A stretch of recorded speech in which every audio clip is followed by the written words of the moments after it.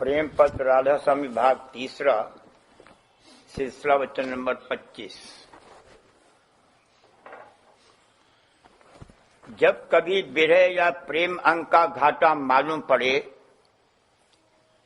तो उस वक्त प्रेमी अभ्यासी को मुनासिब है कि चरणों में प्रार्थना करके राधा स्वामी दयाल की दया मांगे, तो उसका मन थोड़ा बहुत सिमटेगा और इस सिमटाव और किसी स्थान पर ठहराव का रस थोड़ा बहुत जरूर मालूम पड़ेगा। यानी अभ्यास में जो ऊपर की जुक्ति के माफिक किया जाएगा तो कभी खाली नहीं रहेगा। अब मालूम होवे कि हर एक जीव के अंतर में मन और माया का त्रिगुणात्मक चक्कर हमेशा चलता रहता है और उसके माफिक मन और इंद्रियों की हालत बदलती रहती है। यानी कभी सतोगुणी, कभी रजोगुणी और कभी तमोगुणी ख्याल या तरंगें पैदा होती रहती हैं और इसी चक्र के साथ अगले पिछले और हाल के कर्मों के फल का असर भी जैसे कि इस शख्स ने किए हैं जाहिर होकर मन और इंद्रियों की हालत को बदलता रहता है। सिवाय इसके जीव के संगियों की दुख सुख की हालत का, जो कि वे अपने कर्मों के सबब से भोगते रहते हैं, इस शख्स पर थोड़ा बहुत असर पहुंचता है और उसके और इंद्रियों की हालत को उसी माफिक बदलता रहता है। अलावा इसके जो ख्वाहिशें या तरंगें संसारी ये शख्स अपने या अपने संगियों के वास्ते उठाता है और उनकी चिंता या गुनावन अपने मन में करता है या जतन या तदबीर सोचता और विचारता है,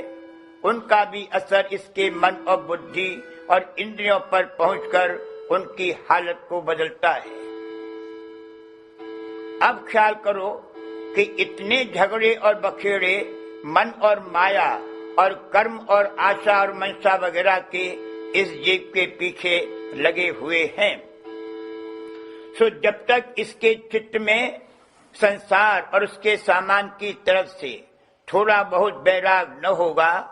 और चरणों में राधा स्वामी दयाल के प्रीत और प्रतीत और चाह दर्शन की जबर न होगी, तब तक इसके मन और सूरत का अंतर में सिमटाव और चढ़ाई दुरुस्ती से नहीं बन पड़ेगी। इस वास्ते प्रेमी अभ्यासी को मुनासिब है कि जहां तक मुमकिन होवे इन चक्रों को हटाकर और भुलाकर और उमंग और प्रेम हृदय में जगाकर अभ्यास किया करे और चरणों में वास्ते प्राप्ति दया के जब तक अभ्यास के समय और कभी कभी दूसरे वक्तों पर भी प्रार्थना करता रहे, तो राधा स्वामी दयाल की मेहर से उसका सब काम आसानी के साथ बनता जाएगा। यानी दर्शन का शौक और चरणों में प्रेम बढ़ता जाएगा और अगले पिछले कर्मों का असर घटता जाएगा और संसारी ख्वाहिशें सिवाय जरूरी और मुनासिब के घटती और कम होती जाएंगी और अभ्यास में थोड़ा बहुत रस मिलता रहेगा और दया और मेहर की अंतर और बाहर परख करके मौज के साथ माफकत करने का इरादा बढ़ता जाएगा और फिर संसारी दुख सुख की हालत ऐसे प्रेमी भक्त पर कम आवेगी और जब कभी आवेगी तो उसका असर बहुत कम व्यापेगा। इस कदर ख्याल रखना चाहिए कि ये हालत और कैफियत पूरी एकदम प्राप्त नहीं हो सकती है, लेकिन जो कोई राधा स्वामी दयाल की शरण में आया और अपनाया गया और वो चेत कर होशियारी के साथ अंतर और बाहर सत्संग करता है और उनके दर्शनों की चाह दिन दिन बढ़ाता जाता है, उसकी भक्ति रोज बरोज बढ़ती जाएगी और वह सब दर्जे आहिस्ते आहिस्ते तय करता हुआ एक दिन निज धाम में राधा स्वामी दयाल के चरणों में पहुंचकर परम और अमर आनंद को प्राप्त होगा। और जिस कदर उसकी हालत बदलती जाएगी उसी कदर मन और माया और काल और कर्म और तीनों गुण वगैरह के चक्रों का असर उस पर कम होता जाएगा और एक दिन इन सबसे न्यारा हो जाएगा। ये सच है कि संसार यानी कुटुंब परिवार, धन माल और भोग विलास वगैरह की प्रीत और आसक्ति छोड़ना और चरणों में गहरा प्रेम लाना यकायक मुश्किल है,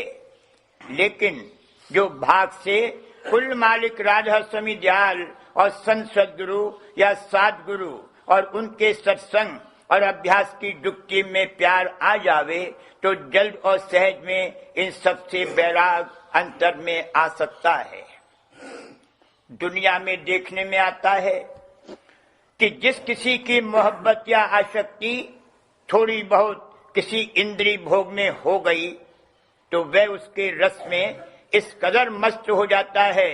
कि तमाम संसारी प्रीत और बंधनों को चंद रोज में ढीला कर देता है, बल्कि अपनी देह और जान और इज्जत की भी कुछ ख्याल नहीं करता, जैसे शराबी, तमाशवीन और जुआरी वगैरह।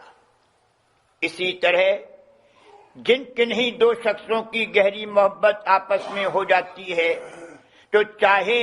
वह गैर कौम के होवें, लेकिन उनका आपस में निहायत खिला मिला हो जाता है और इस कदर अपने दोस्त की खातिर एक दूसरे को मंजूर होती है कि कुटुंब परिवार और बिरादरी वगैरह से नाता बहुत ढीला कर देते हैं और धन और माल वगैरह दोस्त की नजर करके जैसे वह रहे और रखे वैसे ही खुशी से रहते हैं और मरते दम तक दोस्ती को निभाते हैं। इस वास्ते ये कुछ जरूर नहीं है कि जब मन और सूरज ऊंचे देश में अभ्यास करके चढ़े तभी चित्त में बैराग आवेगा, क्योंकि यह लोग जिनका जिक्र ऊपर हुआ कुछ भी परमात्मा की खबर नहीं रखते और न उनकी तवज्जो इस तरफ को होती है। लेकिन कुल मालिक राधा स्वामी दयाल और संतों की जीवों पर बड़ी दया है कि वे एकदम संसार का त्याग नहीं कराते हैं, बल्कि ये उपदेश है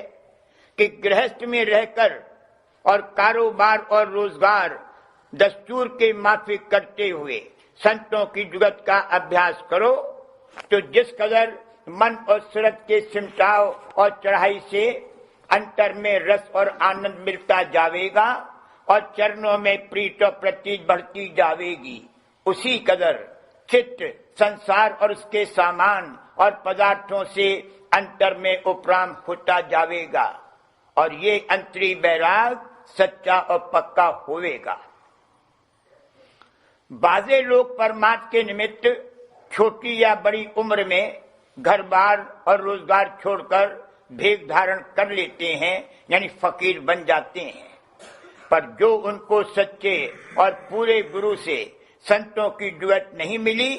तो उनका बैराग थोड़े दिनों में ढीला पड़ जाता है और अनुराग यानी मालिक के मिलने की चाह भी बदल जाती है। फिर ऐसे त्याग से कुछ फायदा नहीं होता है। इसमें शक नहीं कि जाहिरी त्याग करने में ऐसे लोगों ने बहुत मर्दानगी की, पर बसबब न मिलने पूरे गुरु और पूरी जुगत के जो फायदा कि उनको हासिल होना चाहिए था नहीं हुआ, बल्कि जो थोड़े दिन के पीछे जबकि भेद के रंग में रंग गए और वहां की चाल ढाल में पक गए, उनके मन में बिल्कुल चाह अपने जीव के कल्याण की नहीं रहती। और फिर जो पूरे गुरु भी मिले और पूरी जुगत भी बतावें तो वे उनका सत्संग करना और उपदेश लेना मंजूर नहीं करते। फिर ऐसे त्याग और बैराग से असली फायदा हासिल नहीं हुआ और मुफ्त अपनी जिंदगी सैर और तमाशे और खान पान और मान बढ़ाई के लालच में बर्बाद करी। संत सद्गुरु जो कुल रचना के भेद से वाकिफ हैं, अति दया करके जीवों को समझाते हैं कि सच्चा और पूरा बैराग बगैर मन और सूरत को आकाश में चढ़ाने के हासिल नहीं हो सकता और जाहिरी त्याग करना जब तक कि मन में सच्चा और पूरा बैराग ना आवे और अनुराग प्राप्ति दर्शन कुल मालिक का पैदा न होवे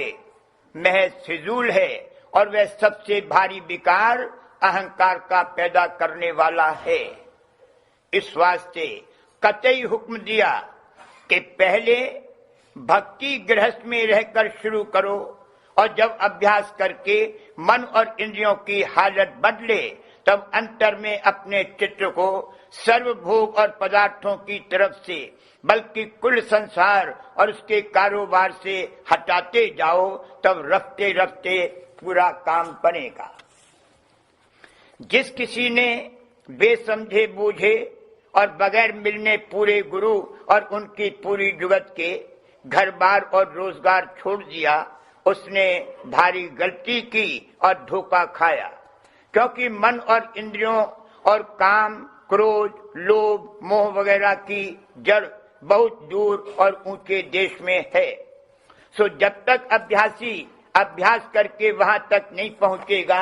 तब तक उसके त्याग और वैराग का पूरा एतबार नहीं हो सकता